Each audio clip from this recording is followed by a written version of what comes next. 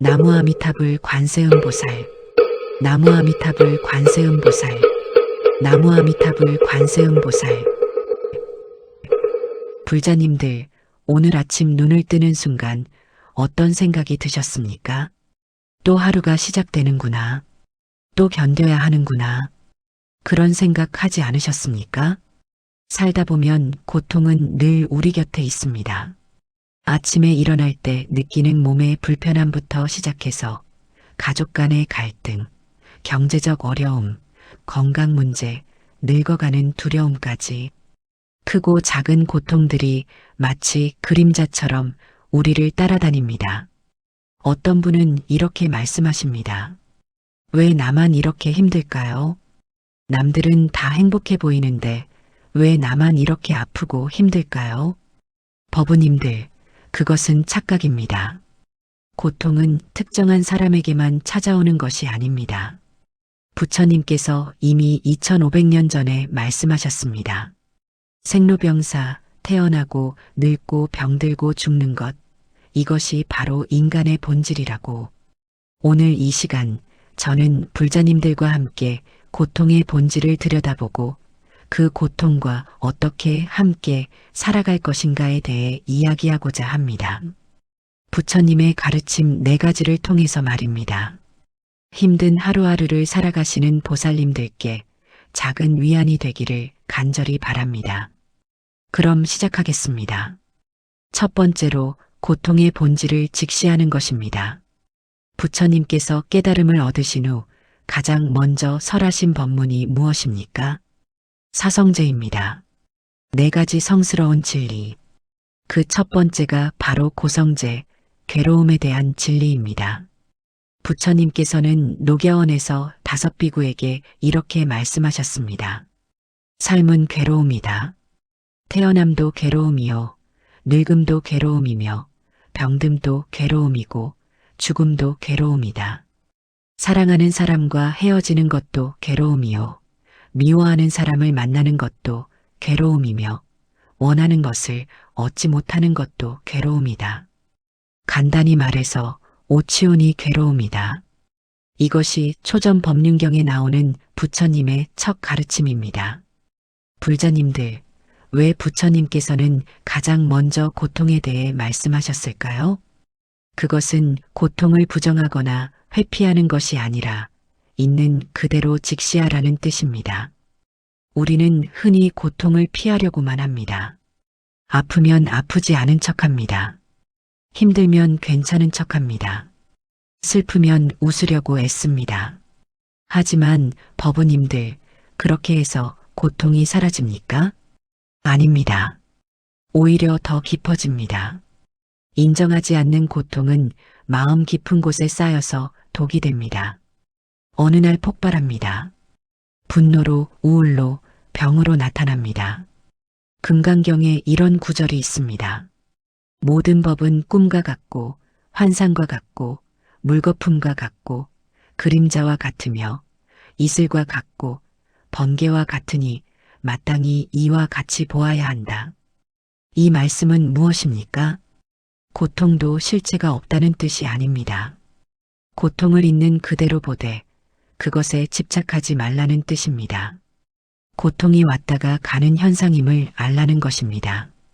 성가에서는 이런 말을 합니다. 산은 산이요, 물은 물이다. 너무나 당연한 말 같지만 깊은 뜻이 담겨 있습니다. 고통은 고통입니다. 그것을 다른 무엇으로 포장할 필요가 없습니다. 아프면 아픈 것이고 힘들면 힘든 것입니다. 그것을 인정하는 순간 이상하게도 마음이 조금 가벼워집니다. 법우님들, 오늘부터라도 이렇게 해보십시오. 아침에 일어나서 몸이 불편하면 오늘은 몸이 불편하구나 하고 인정하십시오. 마음이 우울하면 오늘은 마음이 우울하구나 하고 받아들이십시오. 싸우지 마십시오. 있는 그대로 보십시오. 그것이 부처님께서 말씀하신 고성제의 첫걸음입니다. 두 번째로 고통의 원인을 이해하는 것입니다. 부처님께서 말씀하신 사성제의 두 번째가 바로 집성제입니다. 고통의 원인에 대한 진리. 그렇다면 고통은 왜 생기는 것입니까? 부처님께서는 명확하게 답하셨습니다. 가래 때문이다. 집착 때문이다. 욕망 때문이다. 자바암경에 이런 구절이 있습니다. 모든 괴로움은 애욕에서 생긴다. 애욕이 있으면 걱정이 생기고 애욕이 있으면 두려움이 생긴다. 애욕을 완전히 여의면 걱정이 없고 어찌 두려움이 있겠는가. 불자님들, 우리가 왜 고통스럽습니까? 원하는 것을 얻지 못해서입니다. 가진 것을 잃을까 봐서입니다. 좋아하는 것은 영원히 있기를 바라고 싫어하는 것은 사라지기를 바라기 때문입니다. 이것이 바로 집착입니다. 구체적으로 한번 살펴보겠습니다. 우리는 건강을 원합니다. 당연한 일입니다. 하지만 나이가 들면서 몸이 예전 같지 않습니다. 무릎이 아프고 허리가 아프고 여기저기 아프지 않은 곳이 없습니다. 이때 우리는 어떻게 합니까? 예전의 건강한 몸을 그리워합니다. 왜 나는 늙어야 하는가? 왜 나는 병들어야 하는가? 이렇게 생각하면서 괴로워합니다. 하지만 법우님들, 이것이 바로 집착입니다. 변하지 않는 몸을 원하는 집착, 늙지 않기를 바라는 집착, 병들지 않기를 바라는 집착. 하지만 이 세상에 변하지 않는 것이 어디 있습니까? 부처님께서는 이것을 재행무상이라고 하셨습니다. 모든 것은 변한다. 이것이 우주의 법칙입니다. 조주선사의 어록에 이런 이야기가 있습니다. 한 스님이 조주선사에게 물었습니다. 개에게도 불성이 있습니까? 조주선사가 답했습니다. 없다. 이 무자화두는 선종에서 가장 유명한 화두입니다. 하지만 여기서 무는 단순히 없다는 뜻이 아닙니다. 있다 없다를 넘어선 경지를 말합니다. 집착을 버리라는 뜻입니다. 있다고 집착하지도 말고 없다고 집착하지도 말라는 것입니다. 우리의 고통도 마찬가지입니다. 고통이 있다고 집착하지 마십시오. 고통이 없어야 한다고 집착하지도 마십시오. 고통은 왔다가 갑니다. 구름이 왔다가 가듯이, 비가 왔다가 그치듯이. 법우님들, 오늘 한 가지 수행을 권해드립니다. 하루에 한 번 조용히 앉아서 이렇게 생각해 보십시오. 내가 지금 무엇에 집착하고 있는가? 무엇을 꼭 가져야 한다고 생각하는가?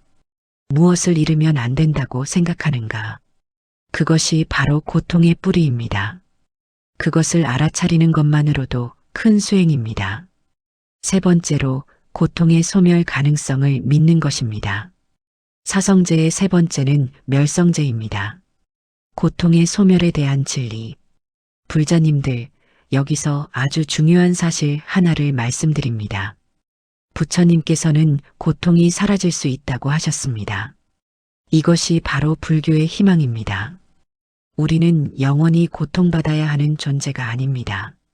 고통에서 벗어날 수 있습니다. 열반에 이를 수 있습니다.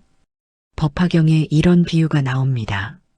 어떤 부자가 집에 불이 났는데 아이들이 놀이에 빠져서 불이 난 줄도 모르고 있었습니다. 아버지가 소리쳐도 나오지 않았습니다. 그래서 아버지는 밖에 좋은 장난감이 있다고 깨어서 아이들을 구했습니다. 이것이 화택 3차의 비유입니다. 법우님들, 우리가 바로 그 아이들입니다. 불타는 집은 이 고통스러운 세상입니다. 우리는 욕망이라는 놀이에 빠져서 불이 난 줄도 모릅니다. 하지만 부처님께서는 우리를 구하기 위해 법을 설하십니다. 고통에서 벗어날 수 있는 길이 있다고 말씀하십니다. 그것이 바로 팔정도입니다. 바른 견해, 바른 생각, 바른 말, 바른 행동, 바른 생활, 바른 노력, 바른 기억, 바른 집중. 이 8가지 바른 길을 걸으면 고통에서 벗어날 수 있습니다. 해능대사의 육조단경에 이런 말씀이 있습니다. 보리는 원래 나무가 아니요 밝은 거울도 또한 대가 아니니 본래 한 물건도 없거늘 어디에 티끌이 일겠는가. 이것은 무엇을 말합니까? 우리의 본성은 원래 청정하다는 것입니다. 고통도 번뇌도 본래 실체가 없다는 것입니다. 다만 우리가 만들어낸 것입니다. 그러니 만들어낸 것은 없앨 수도 있습니다. 법우님들, 이것을 믿으십시오.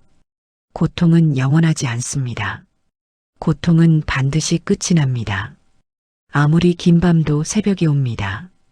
아무리 추운 겨울도 봄이 옵니다. 이것이 자연의 이치입니다. 이것이 법계의 진리입니다.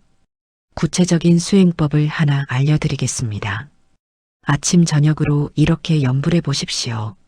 나무 아미타불, 나무 아미타불, 나무 아미타불. 108번이든 1800번이든 정성스럽게 염불하십시오.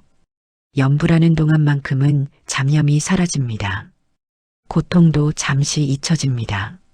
그 평화로운 순간이 쌓이고 쌓이면 마음이 변합니다. 고통을 대하는 태도가 달라집니다. 그것이 바로 멸성제로 가는 길입니다.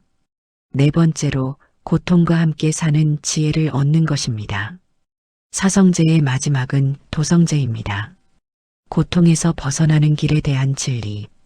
법우님들, 여기서 중요한 것은 고통을 없애는 것이 아니라 고통과 함께 사는 법을 배우는 것입니다. 평생 살면서 고통이 하나도 없기를 바란다면 그것은 불가능합니다. 살아있는 한 고통은 따라옵니다. 하지만 고통과의 관계를 바꿀 수는 있습니다. 고통에 지배당하지 않고 고통을 지혜롭게 대할 수 있습니다. 금강경에 이런 구절이 있습니다. 응무소주의 생기심, 마땅히 머무는 바 없이 그 마음을 내지니라. 이 말씀은 무엇입니까?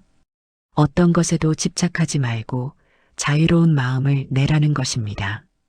고통에도 집착하지 마십시오. 행복에도 집착하지 마십시오. 모든 것은 흘러가는 것입니다. 임재선사의 어록에 이런 유명한 말씀이 있습니다. 부처를 만나면 부처를 죽이고 조사를 만나면 조사를 죽여라. 얼마나 강렬한 표현입니까? 하지만 이것은 살생을 말하는 것이 아닙니다.